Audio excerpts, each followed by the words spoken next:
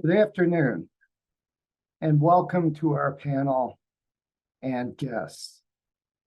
I'm Dr. Jim Baker, Director of the Mary H. Weiser Food Allergy Center at the University of Michigan. The Weiser Center is our food allergy hub at the University of Michigan, and we have over 20 talented faculty that are leading investigations into the basic science research of food allergy, clinical investigations into food allergy, and also understanding the epidemiology of food allergy in partnership with our patients at Michigan Medicine. The center recently held its fourth annual M-FARA Research Symposium, and it brought together scientists and clinicians in Ann Arbor, most of whom this year were from the Midwest. While basic science remains the hub of what we're doing, to really understand food allergy, we needed to go into different areas, including our clinical research and studying things like a birth cohort, where we would look at large numbers of individuals from literally birth through their whole adolescence to understand what underpins food allergy. So we decided to focus our symposium on those areas. Our first panel was about epidemiologic studies into food allergy. The second one was clinical trials. The third was clinical research. And the fourth was basic research and studies into how we were understanding and translating the work that we saw in humans.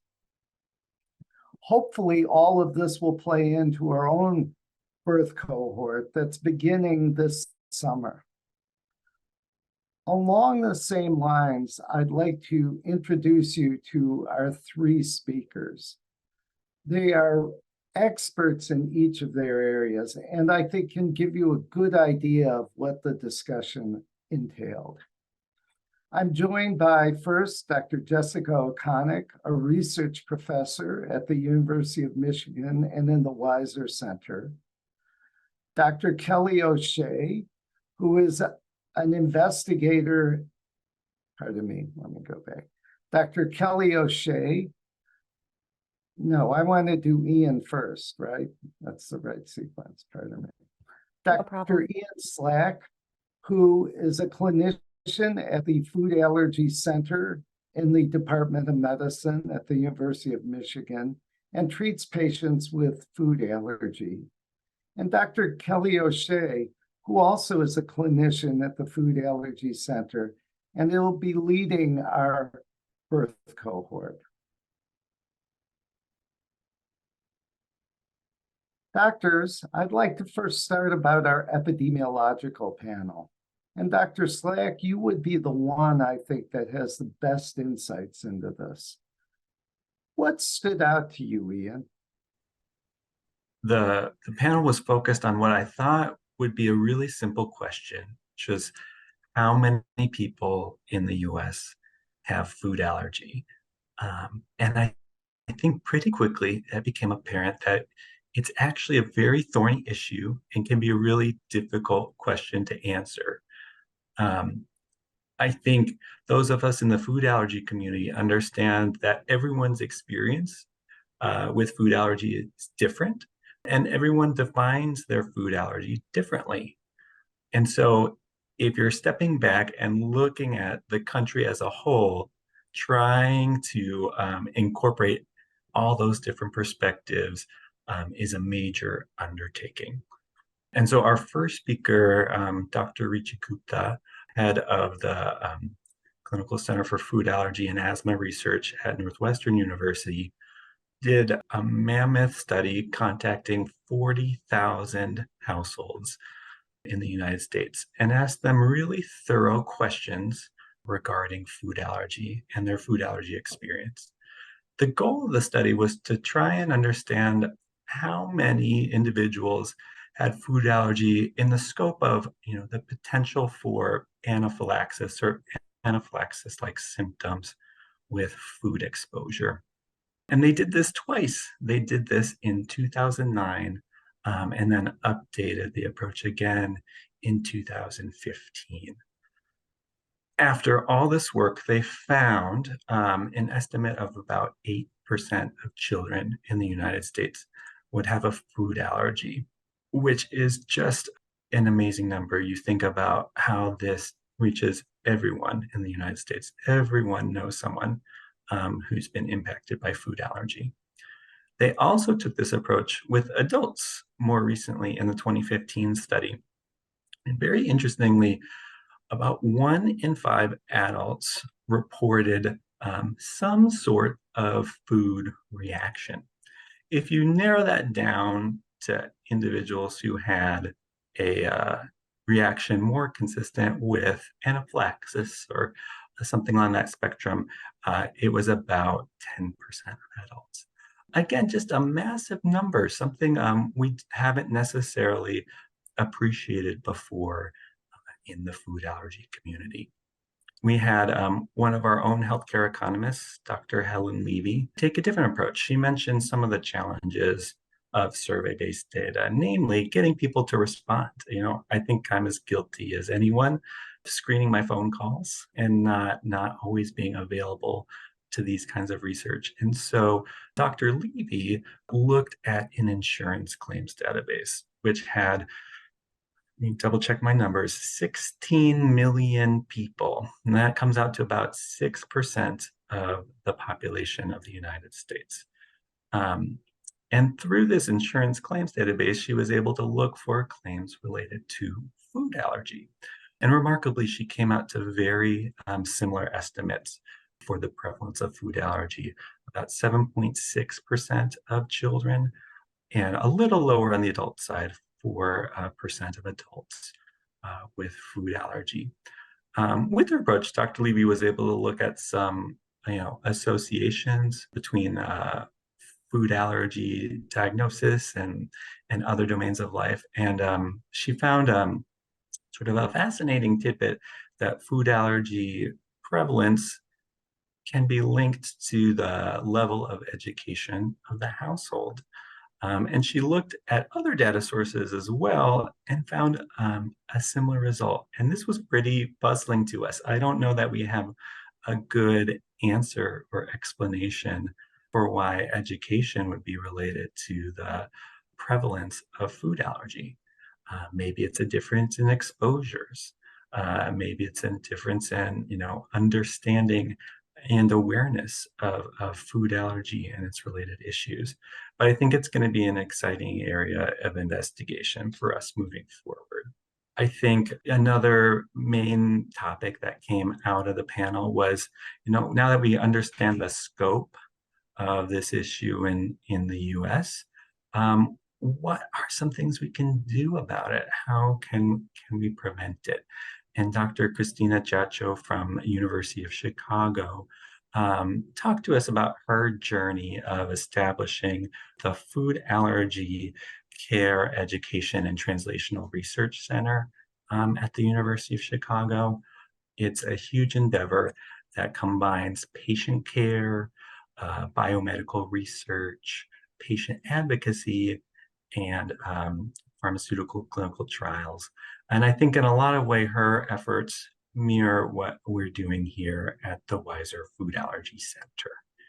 I know I've been talking a while. The last thing I wanted to bring up was Dr. Gupta's ongoing clinical trials for the prevention of food allergy. How can we take these 8% of kids with food allergy and make that number lower? She talked about 2 efforts that I want to highlight. The iReach study, which is where she gave pediatricians tools on how to talk about early introduction of peanut.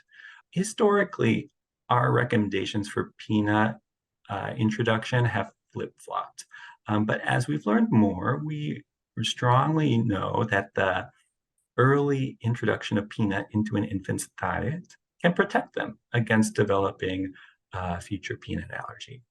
And so Dr. Gupta's group, again, assembled a variety of resources for pediatricians and looked at what happened to those pediatricians who had access to those resources and those who did not. And what she found was that with added support, you could essentially quadruple the adherence to those recommendations for pediatricians to talk about peanut.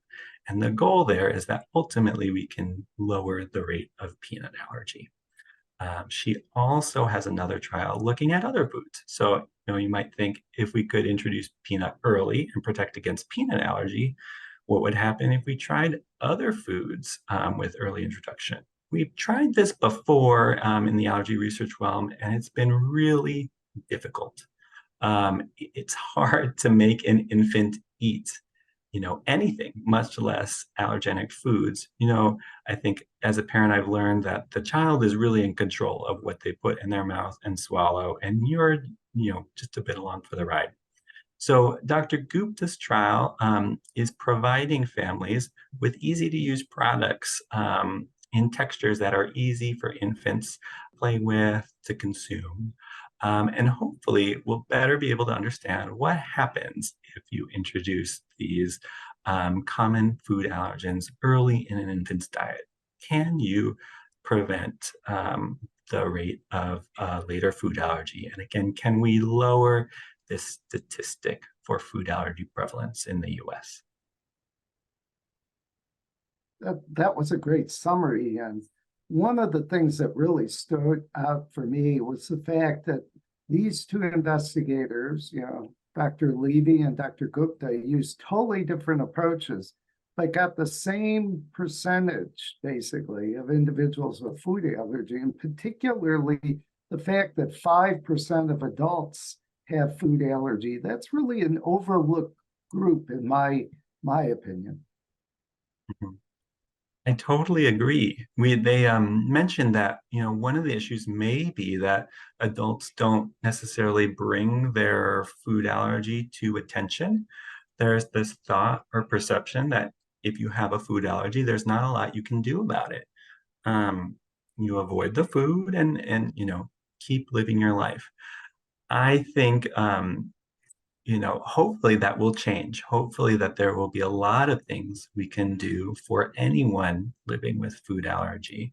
And I think the event today showed us that adults are a really important piece of the food allergy population. And until we solve food allergy for children and adults, we have a lot more work to do. Well, thank you, Ian. That was a very good summary.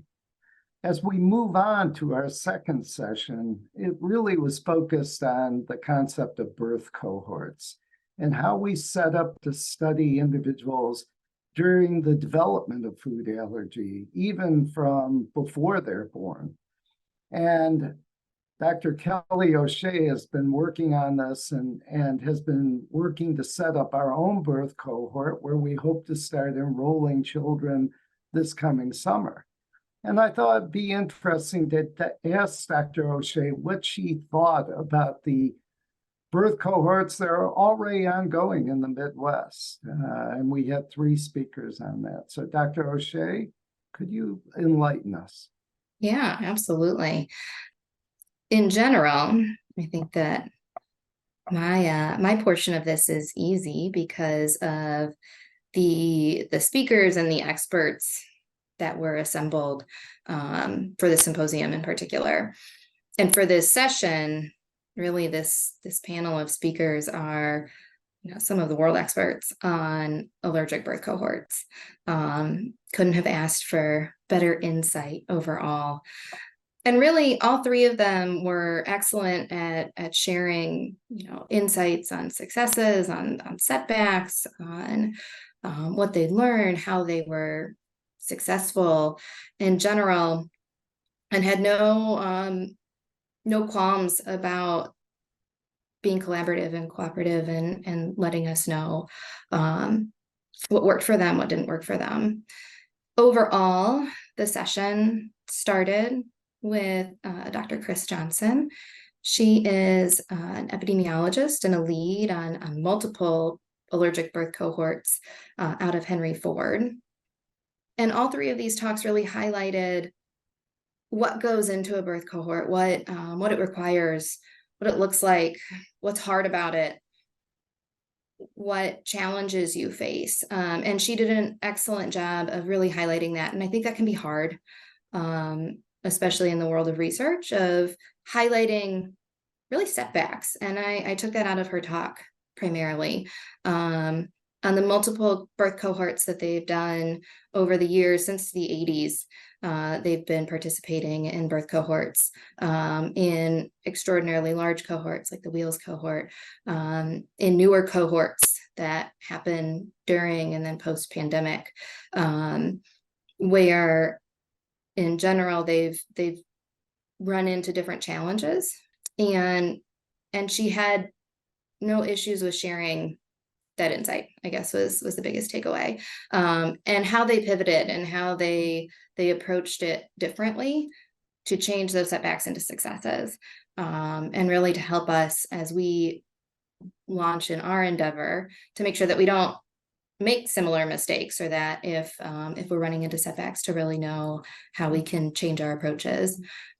In general, I think that it will help significantly with our future research efforts. And again, the majority of her talk was really focusing on how best to approach recruitment within birth cohorts, and to make sure to always keep your mind open and ready to pivot, and especially again as we start ours. Similarly, everything about this session was really highlighting collaboration within the field of allergy. Dr. Hershey was the second speaker. She is a prominent allergist from Cincinnati Children's, and again, the lead PI on multiple early life and allergic birth cohorts in general. Their focuses recently have been more on atopic dermatitis or eczema, and then also with other more recent birth cohorts.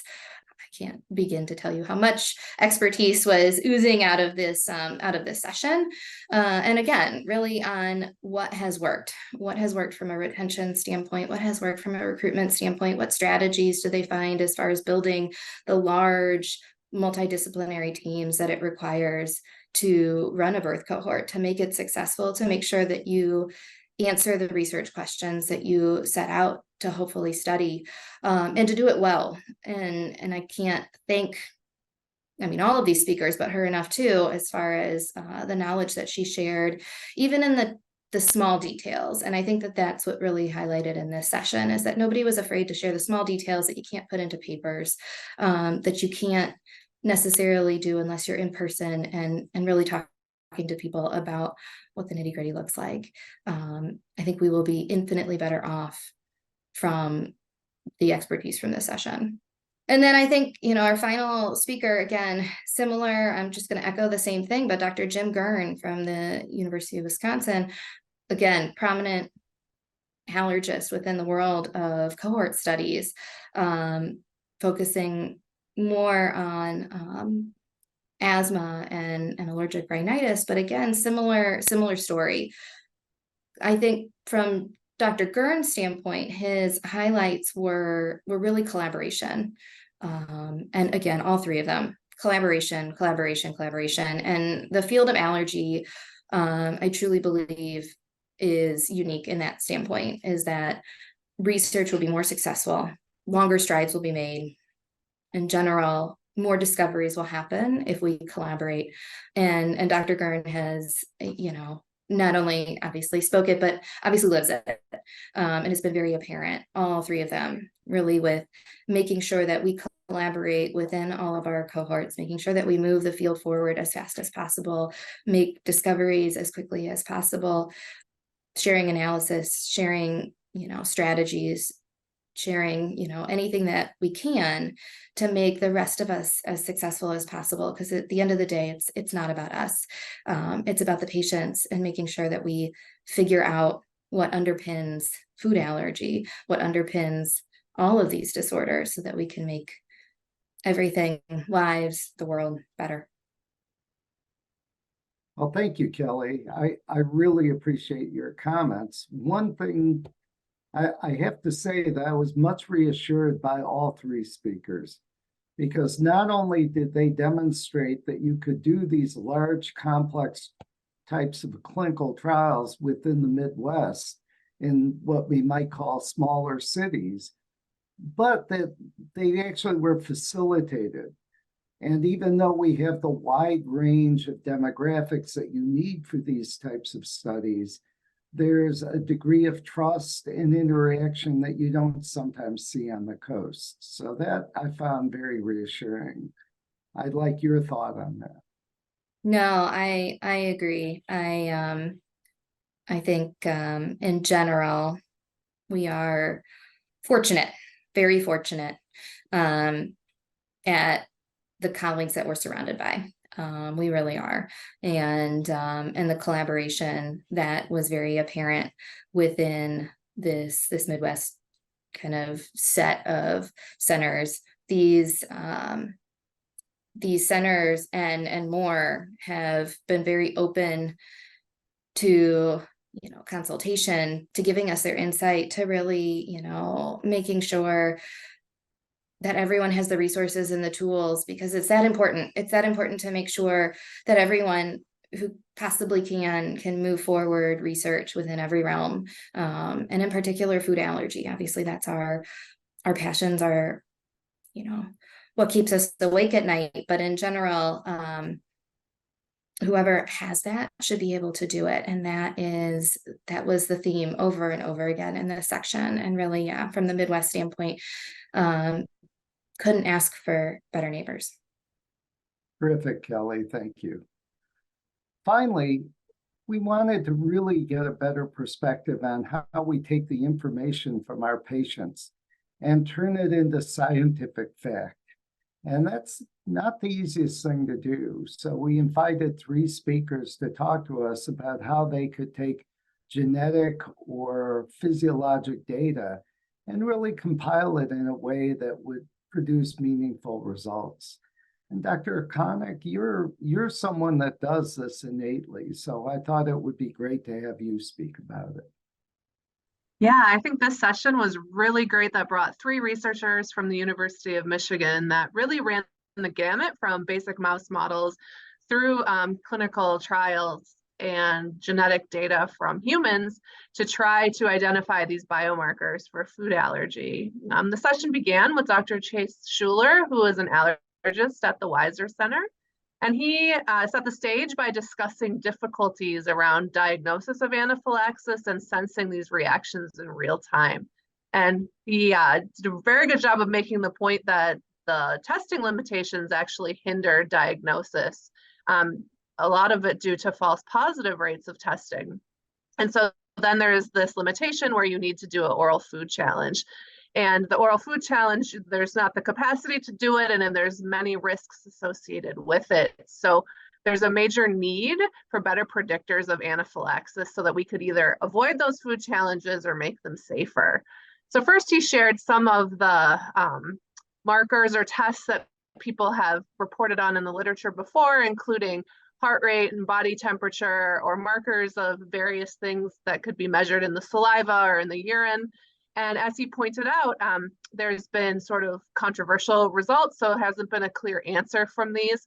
And also some of these are just technically very difficult to do. So he moved into sharing his really exciting data with measuring skin barrier permeability, or what's called transepidermal water loss, or TOOL.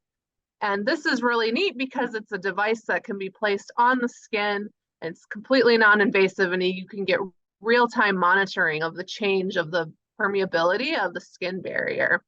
And he showed from his results in a panel of patients undergoing oral food challenges that not only did this TOOL or water loss value rise during reactions during the oral food challenges, but that you could use this device and the readout that it gave to predict a reaction at a dose prior to where the reaction actually happened. And so this is really impressive because if this holds true, it could be used in combination with other factors as a tool to stop an oral food challenge early before a severe reaction occurs.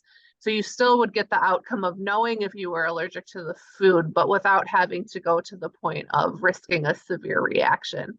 And he is currently planning a clinical trial to study this.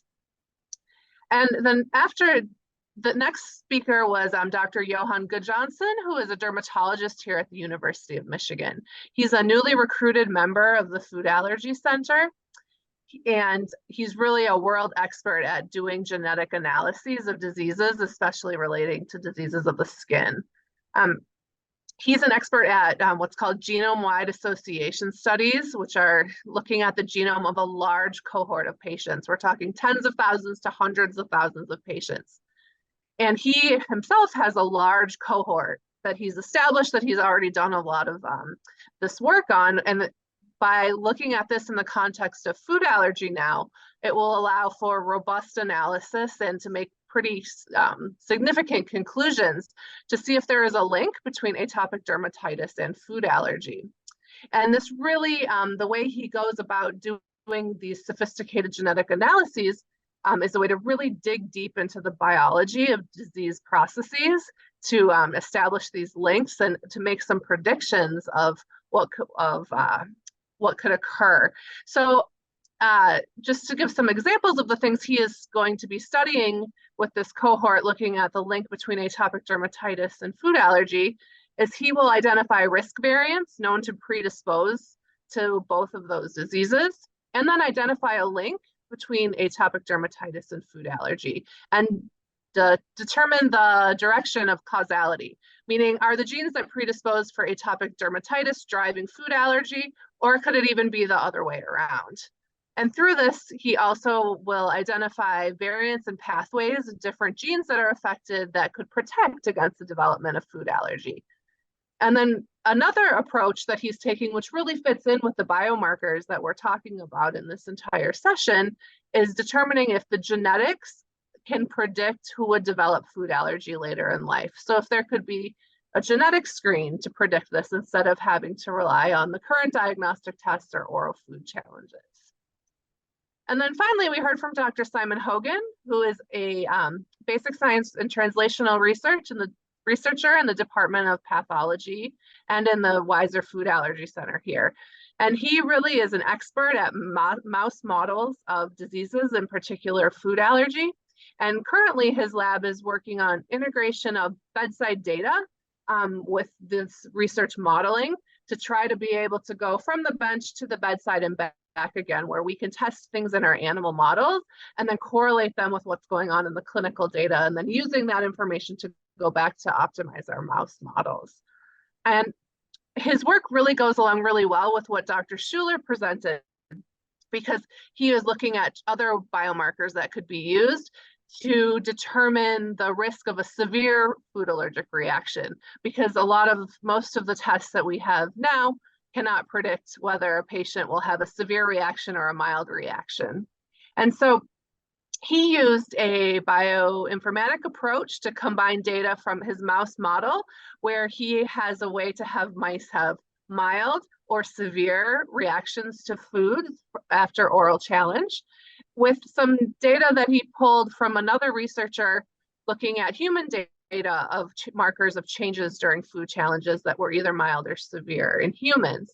And it was really interesting because he was able to pull out a subset of genes that were similarly regulated during severe reactions in mice and severe reactions in humans, showing that we can look at the mouse data and have it be meaningful to what's going on in the humans.